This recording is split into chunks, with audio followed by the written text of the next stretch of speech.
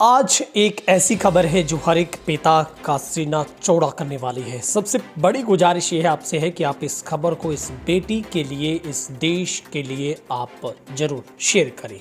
दरअसल एक बेटी ने अपने गरीब पिता के सपनों को पूरा कर दिखाया है। चूंकि पिता ने अपनी बेटी के सपनों को पूरा करने के लिए यहाँ तक कि अपना आधा घर भी बेच दिया। बेटी ने अपने पिता के अरमानों पर फूल चढ़ाए और पिता की झोली में खेलों में अपना हुनर दिखाते हुए गोल्ड पर कब्जा किया। ये तस्वीरें आपको हरियाणा के सिरसा जिला के गांव रिसालिया खेड़ा की दिखा रहे हैं, जहां पर एक गरीब परिवार की बेटी ने अपने पिता के अरमानों के अनुरूप चलते हुए गोल्ड मेडल पर कब्जा किया है। जिसके बाद जैसे ही बेटी देहरादून में आयोजित हुई जूडो प्रतियोगिता में 52 किलोग्राम भार में गोल्ड जीतकर पहुंची तो ग्रामीणों की ओर से गर्मजोशी के साथ स्वागत किया गया। बेटी कुशलदीप का सपना पूरा करने के लिए रिसालिया खेड़ा गांव के गुरमेल सिंह ने अपना आधा घर भी बेच दिया। उनके पास महज 4 मरले का मकान अब शेष बचा है। डीएवी कॉलेज देहरादून में बीए सेकंड वर्ष की छात्रा 23 वर्षीय कुशलदीप पिता के जुनून पर खरी उतरी और पहले ही फेज में उसने इसे कर दिखाया है। 18-19 दिसंबर 2021 को देहरादून में हुई जूडो प्रतियोगिता में ये गोल्ड जीता है। उत्तराखंड राज्य की ओर से अब वो राष्ट्रीय स्तर पर खेलेगी। कोरोना के कारण राष्ट्रीय प्रतियोगिता करीब 3 माह के बाद होगी। मजदूर पिता की बेटी खूब पसीना बहा रही है। उसका लक्ष्य राष्ट्रीय प्रतियोगिता जीतकर अंतर्राष्ट्रीय स्तर पर खेलकर देश के लिए गोल्ड मेडल जीतना है।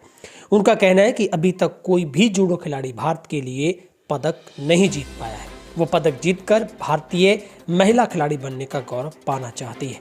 पिता गुरमेल सिंह का कहना है कि उसके एक बेटा है जिसे उसने बेटी का सपना पूरा करने के लिए खुद से दूर कर दिया। उसने अपने बेटे को साले को सौंप दिया है। उस समय बेटा करीब 4 साल का था। उसकी बेटी बचपन में कुश्ती खेलती थी, मगर सोचा कि क्यों ना उसे सब कुछ नछावर किया जाए, उसे करने की आज़ादी दी जाए।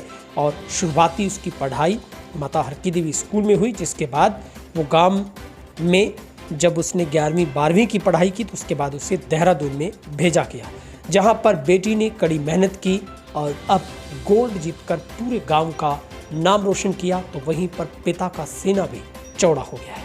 हमारे विशेष संवाददाता अनिल नंदन ने उस बेटी का एक्सक्लूसिव इंटरव्यू किया। क्या कुछ बेटी का कहना है, कैसे बेटी ने इस मुकाम को हासिल किया।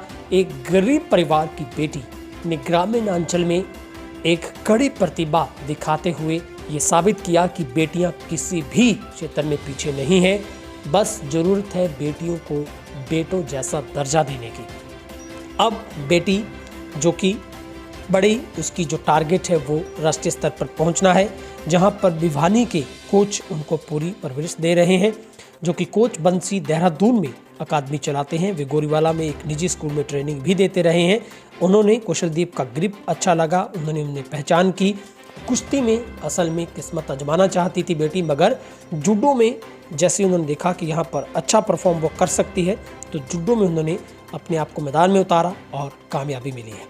खैर, हम तो यही कहते हैं कि बेटी अब राष्ट्रीय स्तर पर होने वाली प्रतियोगिता में भी गोल्ड लेकर पहुंचे और एक दिन अंतर्राष्ट्रीय स्तर पर, पूरे विश्व स्तर पर जाकर इस हिंदुस्तान का, हरियाणा का, सिरसा का और रिसालिया खेड़ा का नाम रोशन करें।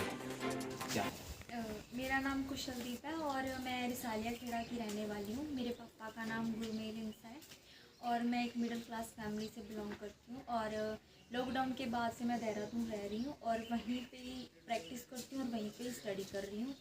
तो अभी मेरा सीनियर नेशनल के अंदर जूडो में वहाँ सिलेक्शन हुआ है और बस यही है। और मेरे पापा खेती करते हैं। तो बेटे, ये जो जूडो है इसके प्रति आपकी रुचि कैसे पनपी?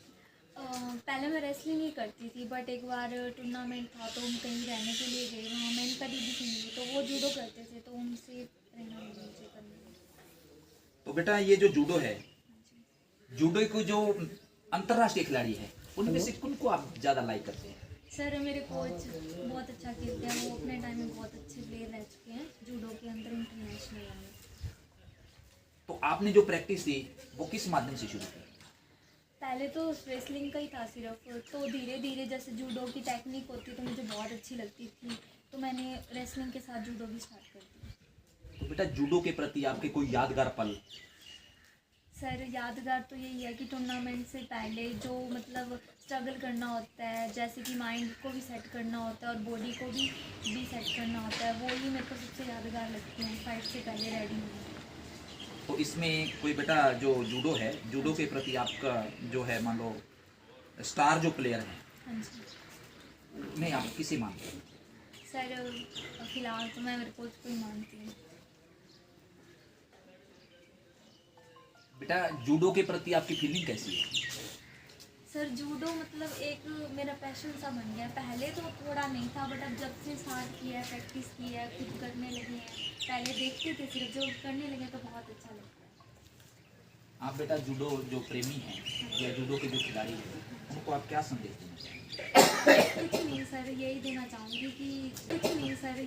चाहूँगी कि जो मतलब मेहनत करते रहो, फल जरूर मिलेगा एक दिन।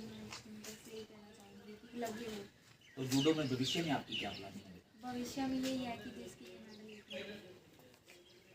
आप एक ग्रामीण अंचल से संबंध रखती हैं, तो ग्रामीण अंचल के अंदर आज जो नशा है वो चरम सीमा तक पहुंच चुका है। इसके लिए आप आमजन को क्या संदेश देना चाहेंगे? बस यही कि बच्चों को स्पोर्ट्स के अंदर डालें, ताकि कम से कम वो एक हेल्दी लाइफस्टाइल को जी सकें। एक लड़की होने के नाते आपने जूडो को ही अपना पैशन समझा, इसके बारे में आप क्या कहना चाहेंगे? वो ये है कि मेरे पापा रेसलिंग में थे, तो रेसलिंग से सीधा मैं जूडो में आ गई, तो फैमिली के वजह से भी है। और पापा करते थे, देखते थी, तो मन करता था खुद का भी करने का, तो इसी से मेरे को स्टार्टिंग से इसी से प्रेरणा मिली घर से। Thank you. कोच साहब, सबसे पहले तो आपका बहुत बहुत धन्यवाद, जो कि आपने एक ग्रामीण अंचल के अंदर एक ऐसा हीरा तराशा, एक युवा लड़की होने के नाते आपने उसको इस पैशन के अंदर लाने के अंदर बहुत बड़ा सहयोग दिया। इसके लिए हम जितने भी बिज्जूवाड़ी गांव, रिसालिया गांव और जिला सिरसा के और हरियाणा के वासी, हम आपका तहे दिल से धन्यवाद करते हैं। तो श्रीमान जी, आपने एक ऐसा हीरा तराशा, इसमें ऐसी क्या खूबी आप इस लड़की में देखी कि इसको आप इतनी मंजिल तक ले जाने के अंदर आप कारगर सिद्ध हुए?